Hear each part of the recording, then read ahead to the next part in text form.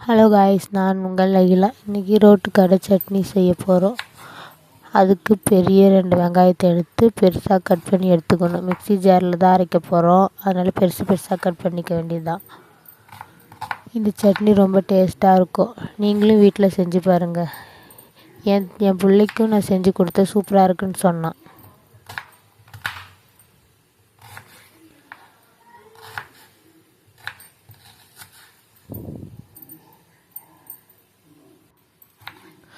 அப்புறம் 6 தக்காளி எடுத்துக்கோங்க. அதுவும் பெருசாக கட் பண்ணி எடுத்துக்கோங்க. அதுவும் அரைக்க தான் போகிறோம்.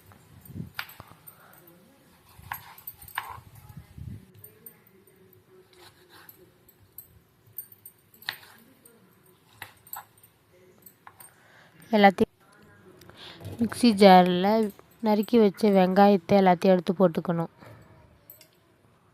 அப்புறம் தக்காளி அதையும் கட் பண்ணதையும் போட்டுடணும். காஞ்ச மிளகா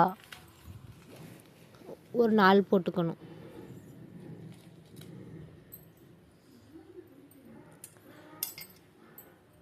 பூண்டு 3 போட்டுக்கணும். உப்பு கொஞ்சமாக போட்டுக்க வேண்டியது தான். போட்டு அரைச்சி எடுத்துக்கணும். இந்த மாதிரி கடாயில் எண்ணெய் ஊற்றிக்கணும். எண்ணெய் காஞ்சோடனே கடுகு கொஞ்சம், அப்புறம் கருவேப்பிலை, காஞ்ச மிளகா போட்டு நல்லா வறுத்து எடுத்துக்கணும். இப்போ அரைச்சி வச்சுருக்க மசாலா எல்லாத்தையும் எடுத்து இதில் ஊற்றிடணும். ஊற்றி நல்லா கிண்டி விட்டுட்ருக்கணும், அது பச்சை வாசனை போகிற வரைக்கும்.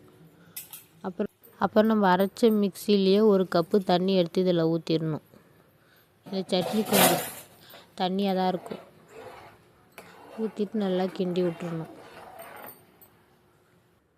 நல்லா கிண்டி விட்டோன்னா நம்ம கொஞ்சம் உப்பு தேவையான அளவு எடுத்து போட்டுக்கணும். ஏன்னா அதுலேயும் போட்டிருக்கோம், இதில் கொஞ்சம் லைட்டாக.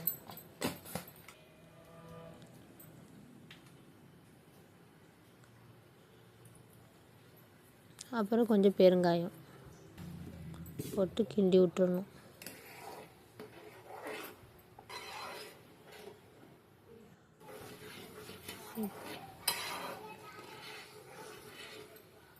நல்லா கிண்டி விட்டுட்டு நம்ம கொஞ்சம் இட்லி மாவு இருக்கும், அதை எடுத்து கொஞ்சம் ஊற்றிக்கணும். 1 கரண்டி ஊற்றி நல்லா கிண்டிக்கணும்.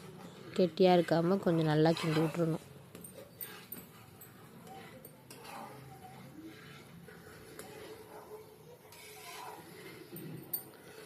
கிண்டி விட்டு கொஞ்ச நேரம் வெயிட் பண்ணணும். அப்புறம் நல்லா கொதி வந்த பிறகு கொத்தமல்லி கொஞ்சம் மேலே நல்லா தூவிட்டு அப்புறம் இறக்கிட வேண்டியதுதான். இப்போ ரெடி ஆயிடுச்சு. சூப்பரான ரோட்டு கடை சட்னி ரெடி ஆயிடுச்சு. இது ரொம்ப டேஸ்ட்டாக இருக்கும். நீங்களும் வீட்டில் வச்சு பாருங்கள். உங்கள் வீட்டில் இருக்கவங்க இதை டெய்லியும் கேட்பாங்க, செஞ்சு கொடுங்கன்னு.